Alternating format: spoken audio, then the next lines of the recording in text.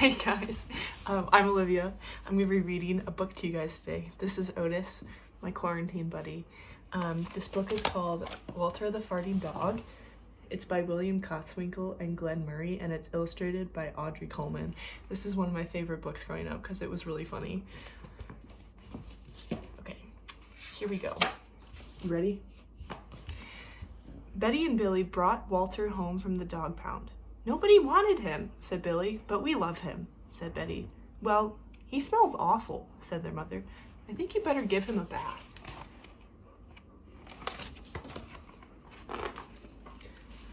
Mother walked in and said, he still smells awful. And that's when they got the first clue, the telltale bubbles in the water. He's probably just a little nervous, said Mother. Hopefully. His stomach must be upset. But Walter's stomach wasn't upset.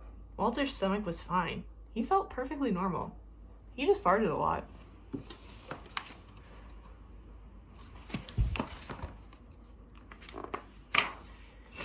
He did it when he bathed. He did it when he played with Betty and Billy. He did it when he walked around the house. He did it in the dining room. He did it in the kitchen. And he did it in his sleep. What do you think of that, bud? Not amused.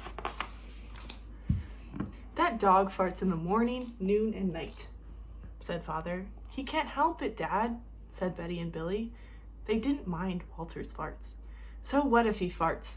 Billy said to Betty when they were alone in their room with Walter. Betty agreed. Walter agreed too. You agree too? He sat there, looking innocently around, farting. Take him to the vet.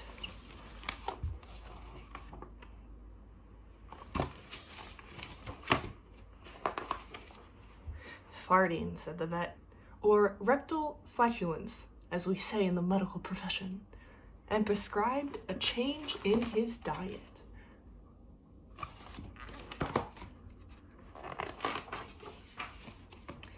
They gave Walter every kind of dog food. He farted. They tried him on cat food. I'm kind of mean. They gave him hot dogs, hamburgers, and lettuce and tomato sandwiches. They gave him fried chicken. They gave him rabbit food. They made him a vegetarian. No matter what that dog eats, he turns it into farts, roared Father.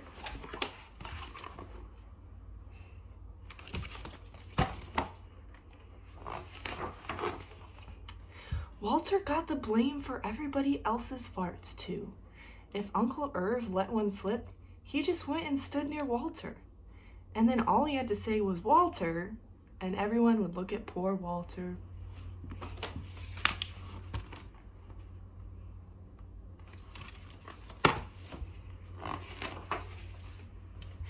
He has to go back to the pound, said Father.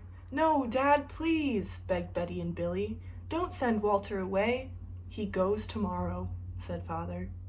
They pleaded. Walter farted. It was all over. That night, Betty and Billy cried in their beds, and Walter looked at them unhappily. Oh, Walter, said Betty, you've got to stop farting, because Father is going to send you back to the pound tomorrow, said Billy.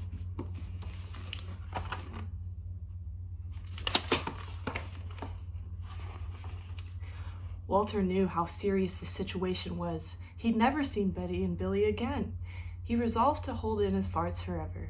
When Betty and Billy fell asleep, he walked down to the kitchen to see if there was anything around to eat.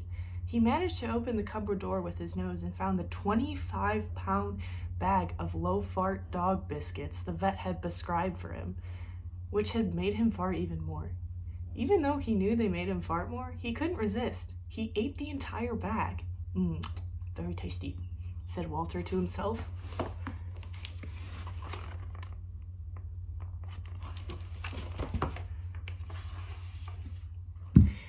And then he went and lay down on the sofa. A gigantic gas bubble began to build inside of him. This is going to be trouble, he said to himself nervously. He was afraid of what might happen if he let it go. He thought maybe the house would explode, so he kept it in. It wasn't easy. In fact, it was torture. But he had resolved to never fart again. His future depended on it. As he lay there with his tail wrapped tightly between his legs, he heard a noise at the window.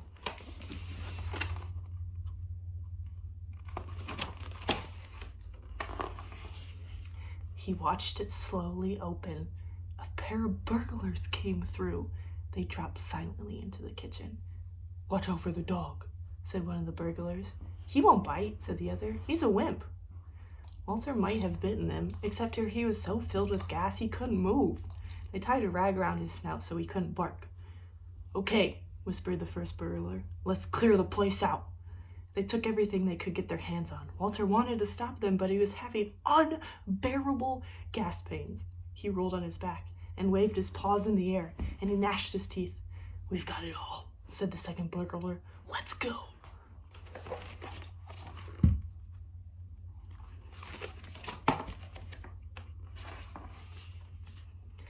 That's when Walter let it fly. It was the worst fart of his life. It made a tremendous noise and shot him across the room. A hideous cloud filled the air. The burglars clutched their throats, unable to breathe. With tears in their eyes, they raced for the window. They tried to grab their bag with all the valuables in it, but their arms were too weak. "Let's get out of here!"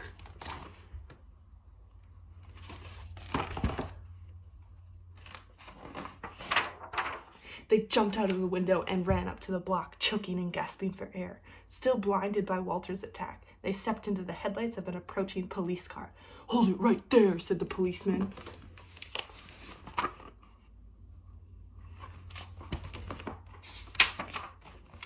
When Father and Mother came down in the morning, they found the open window, and they saw the bag with all their valuables in it, and Walter was sitting beside it.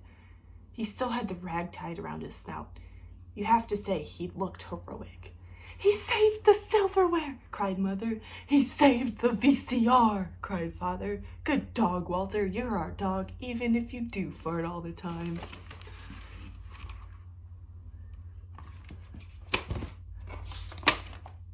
And so the family learned to live with Walter, the hero dog. And that's the end of our tale.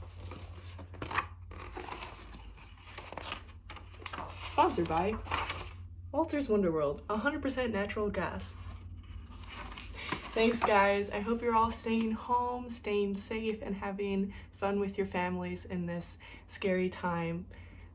Be blessed. Love you all.